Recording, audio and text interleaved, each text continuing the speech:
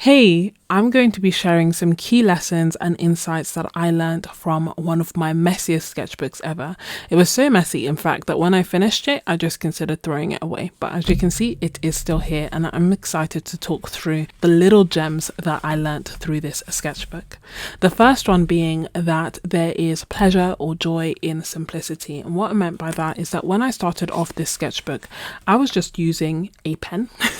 I was sketching some flowers of references that I had taken myself, and I just loved the fact that these are 1 minute long, 2 minutes long, 3 minutes, 30 seconds, so on and so forth.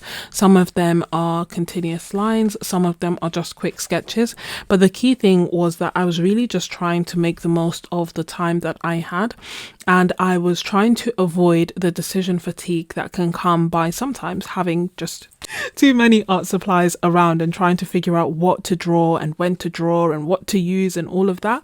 I kind of stripped all of that away when I started off this sketchbook by just making some really simple, really rough one pen drawings, and I absolutely loved it. So much so that actually I initially thought I would complete the whole sketchbook just doing these sketches. And as a result of them being so simple and just knowing already that I was going to use one pen and continue, I found that I was a little bit more creative. So I was getting better at observation, I was sketching quicker, I was also comparing the two. So I did both of these on the train, but I started comparing doing them under timed conditions versus doing them as one line versus looking at the subject and trying something different. So it really got me to be a bit more creative, and it just really took off the pressure because I knew that I could create anything that I wanted in here, but I knew that at least for the start I was just going to use a pen, throw it in my bag, and then just be able to create as I was going. And it was just so interesting seeing how that changed my art, the different things that I was doing. So that was the first thing, and that was that sometimes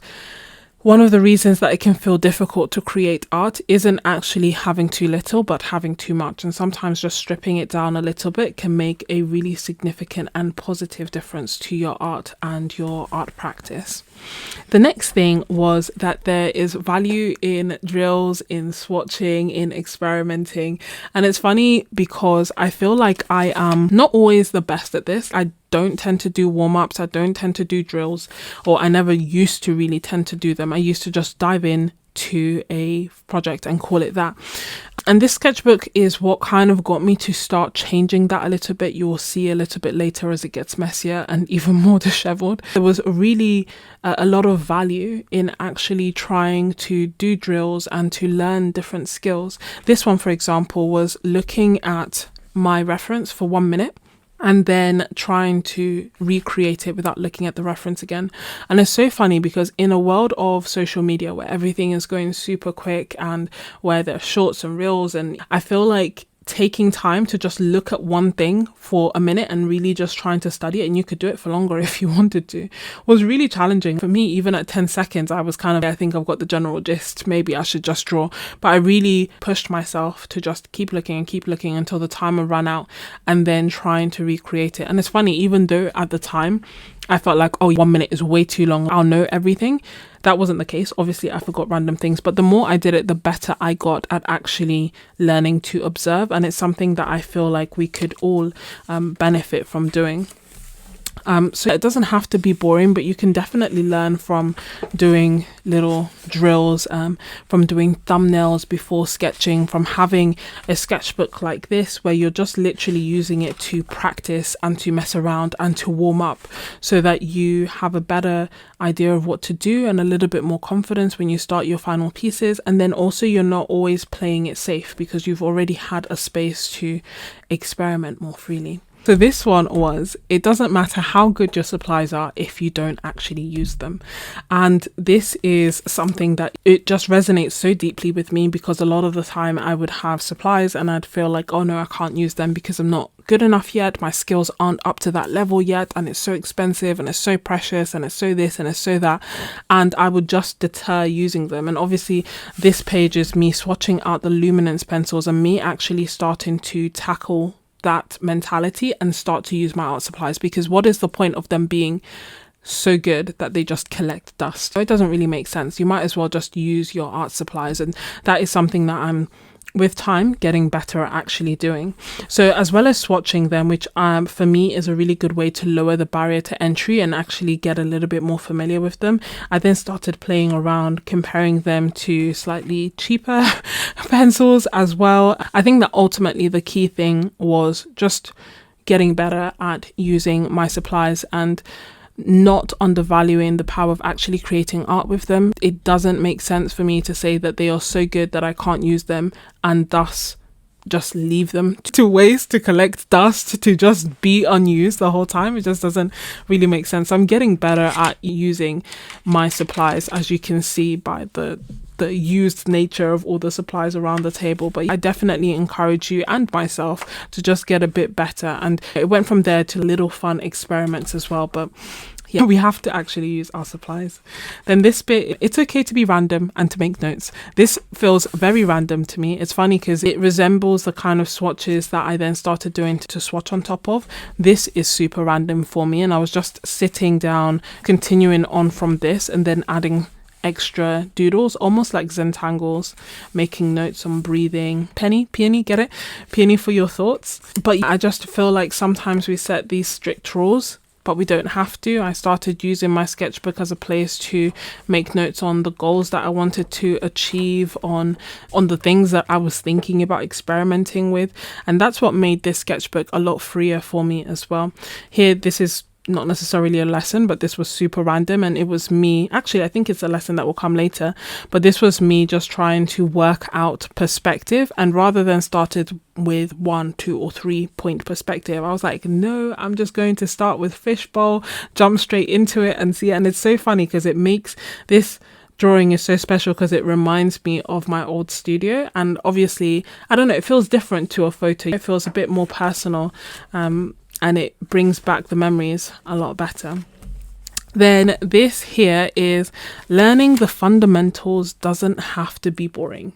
And this is a note to self, very much so. So here I was drawing all of these from life. I scrunched this up just so that I could try and recreate that. And basically, I feel like I never formally learnt art. I didn't learn the fundamentals. I wasn't really, like, I don't know, what I have done has come intuitively to me. I haven't really studied it. And this was kind of like the first time that I had tried to figure things out. It wasn't even that I was doing lessons. I was just actually trying to see what happens if I move the horizon line. What happens with perspective? Is my understanding of perspective even correct? Can I manipulate perspective? And I was doing all of this because I had created a dose of inspiration, so a little art challenge for my art members based on perspective, and I wanted to have a better understanding of it so that I could talk through it and explain it and make it make sense. You can do it in so many different ways. It doesn't have to be boring, and this doesn't just apply to perspective. This also applies to color theory, composition. There's just so much to learn, and it doesn't have to be boring. So if you can think of a fun way of doing it, for me, when it came to perspective, it was drawing from life, but also the session that we did was on painting and drawing Venice, because I feel like the perspective there is wild, like the buildings are all crooked and everything. So it was actually really nice putting the two together and marrying them together. And then also I think I did like the Eiffel Tower. This is the Eiffel Tower, and looking up at it and trying to understand it that way. So you can be creative and have fun with it. This is, not everything has to be pretty, and I feel like that's so important for a sketchbook, especially a sketchbook like this, a messy sketchbook, because I feel like sometimes trying to have it be pretty or make it, you know, aesthetic, or even my habit of trying to make complete pieces more times than not can sometimes be limiting. I think that there's a place for it. It's how I enjoy creating art in my sketchbooks, but this sketchbook was different, and this was just a reminder that there's value in having it be a total mess, and that is completely fine. And this is literally me, like we said earlier, leaving a note to myself to say that I went back to fill these pages because they were empty. And I just wanted to get some color down. That's literally why I put these random colors. And then I can see that I had used the tempera sticks, and I'd scratched it out as well because I was kind of curious about layering the tempera sticks and how I can get different effects. And that experimentation also kind of carried through here, where I was experimenting with alcohol markers and really, and this, I don't even know what the meaning of this is. I was playing, oh, actually, it's just a random page. because not everything has to be pretty, and that is okay. Then this lesson here is learn your supplies for yourself. Swatch and play.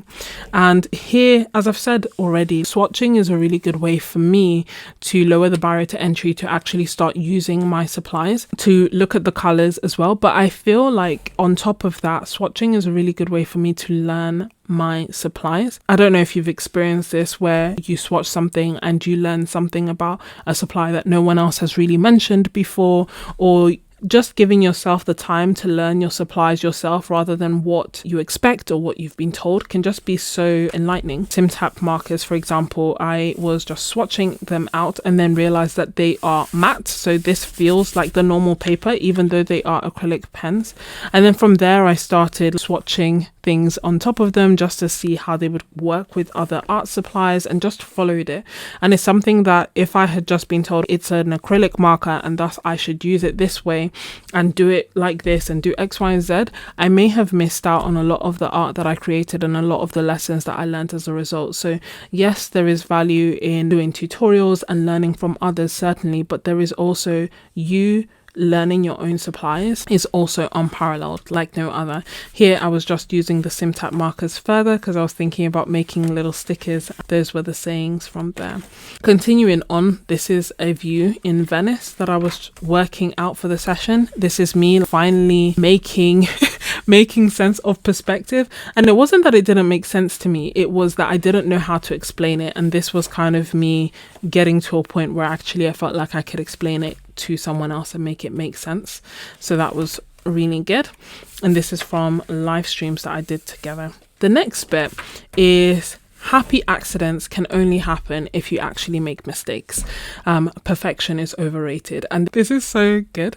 The reason that this page in particular reminds me of this lesson is that here I was swatching out the Neocolor 2s and thinking about like different color palettes that perhaps I could have. So like limited color palettes and colors that could work together. Here I was swatching the tempera sticks, and then randomly I put down the Neocolor 2s and went over it on the side with the tempera sticks, and it reactivated, which I didn't know it would do, and it gave this really nice smooth feeling, which I can then also draw or paint on top of, which again, total random happy accident for which I am very grateful.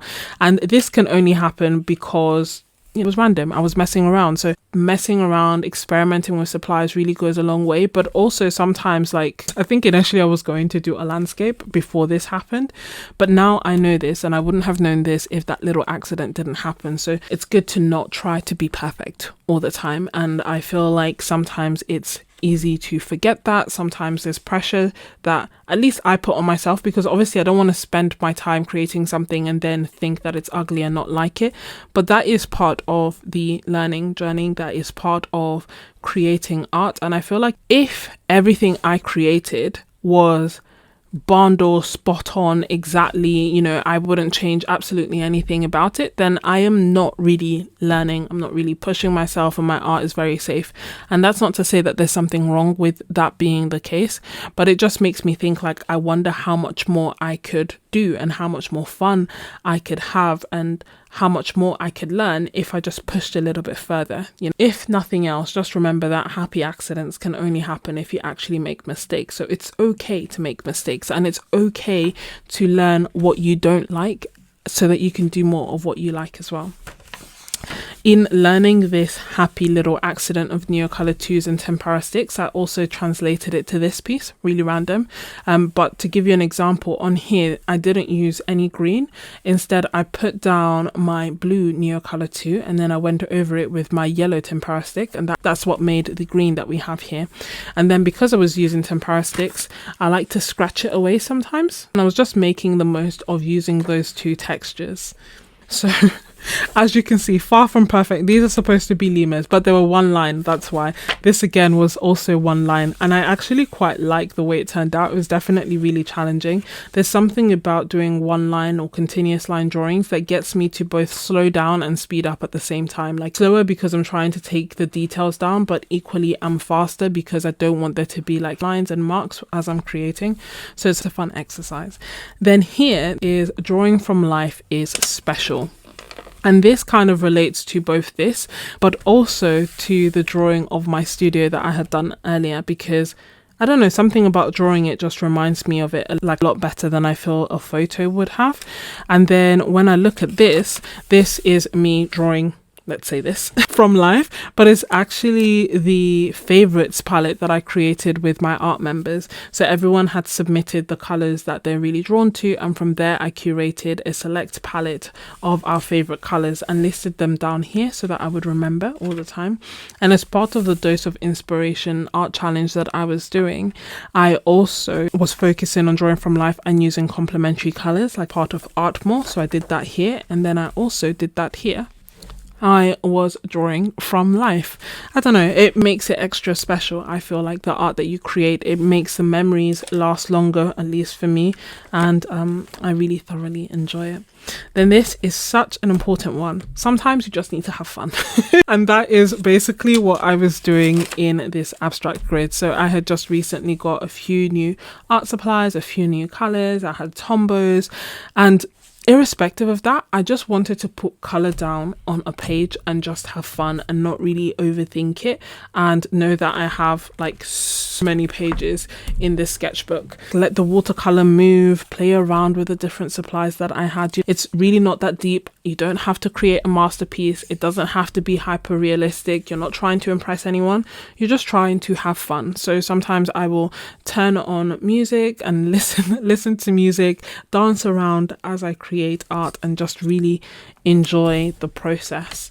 And I was doing the same here and using it as an opportunity to think about different color schemes, and it's definitely something that I want to do more later. And that's the thing, like this sketchbook just brought so many ideas because I allowed myself to just run wild on the page and do things. And it's funny because I say that I wanted to throw it away, and it's not even like I meant it in a bad way. It just kind of felt like it was complete, like got what I needed from it, almost like a workbook or something. And then I started thinking, am I going to keep all over 100 sketchbooks that I will have in my lifetime? It looks like the answer might be yes, because in the end I couldn't part with it. This is the journey may be the destination, so enjoy it. And this has so many meanings for me. One is the fact that I'm really trying to be more conscious of actually enjoying the process of creating the artwork, comfortable, having music, but also a big part of that has been having community. So as you know, I have an art membership, and on there are some really lovely people. Like honestly, I can't fault it. I feel very blessed to be part of that membership, and in it we share art, we create together, but we also do Zoom sessions and live streams. And in this one in particular, Christy Rice, who also has a YouTube channel, had joined us for it, and it was just so lovely to get to create together. Even the ones that haven't had guests, I just really enjoy creating with others. It's why I enjoy doing live streams, it's why I've enjoyed doing Zoom sessions, it's why I've joined like Patreons and other art sessions as well, because it's enjoyable. It's sometimes the art that I may create in those sessions may not be breathtaking, but I will have enjoyed the process, and I feel like that is the important thing, enjoying the journey. Then here is, if you're curious, try it. It's just paper, and it's just such a good reminder that it's just paper. Use the paper, especially the good quality paper, will not last forever, so you may as well use it, especially if you're using a sketchbook like this where it's more inexpensive. So with this one, when I was thinking about curiosity, I was essentially trying to work out tonal values. I feel like I'm good at seeing color, but I'm not always the best at recognizing what the tonal value is. So I initially swatched out my tombos based on the color of the caps and thinking like, okay, one is the lightest and which one is the darkest in terms of tonal values. And then having swatched them out and get the colors, let me try to actually reorganize it in what I think now is the tonal values. And then I took the picture of the swatches in black and white so that I could actually arrange it in the correct order, which is down here. And it was just a curious way of me seeing like, good, am I a recognizing tone? Is that something I can work on? And just like being aware of it. And it's something that I want to carry forward and do more of. And that's, I think, a recurring theme in this sketchbook, and in a sketchbook where it's just a total mess and you can do anything and everything and make random notes and whatnot, is that you can just experiment, and hence the reminder, if you're curious, just try it. It's just paper. This is from a session that I did with my art members, and as you saw, there were quite a few pieces that were inspired by my membership as a whole. And then continuing this, so I feel like I stopped painting flowers as much, but I definitely started drawing them a lot more in this sketchbook. And then this, I really like this piece, so I started off by doing a one-line drawing, looking at a reference very loosely. And as I've kind of to already, I really enjoy creating one line or continuous line drawings, and it's something that I wanted to do a lot more of, and I probably will do. Having completed that, I then also got a new set of Derwent drawing pencils. Although the color palettes aren't the bright colors that I normally use, I don't know, there's something about them that I really like the look of. I feel like they have this really lovely cohesive feel for them, and I'm so glad that I got them. I initially got the 12 set, and then I also added 2 individual open stock ones.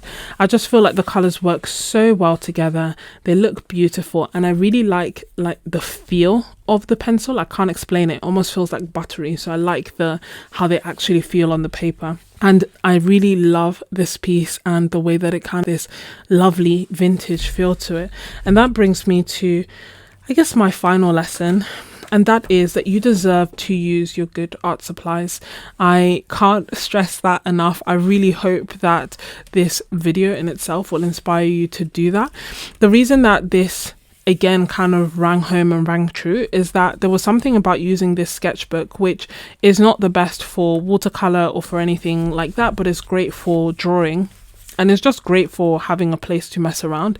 But there's just something about it that sparked so many ideas and got me feeling so creative and so playful that as a result, I really wanted to start using my good art supplies. I wanted to take these ideas and create watercolor pieces. I wanted to experiment with the tempera sticks more. I wanted to do all these things and more. And it was just a wonderful reminder that we should use these supplies that we have. I hope that you've enjoyed this video, and if you're still watching, you're almost definitely a real MVP, because I know that this is a long video, and I appreciate you watching. I appreciate you being here. Let me know that you're still watching by telling me an art lesson that you have learned from your own sketchbooks, or just put a heart so that I know, and then you and everybody else knows that you are a real MVP.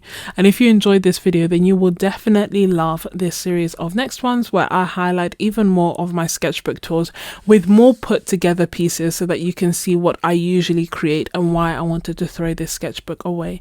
And if you feel like actually you want even more of this and you want to create together, then be sure to join my membership, which I will leave linked for you as well. Thank you so much for watching. God bless, and I'll see you next time. Bye.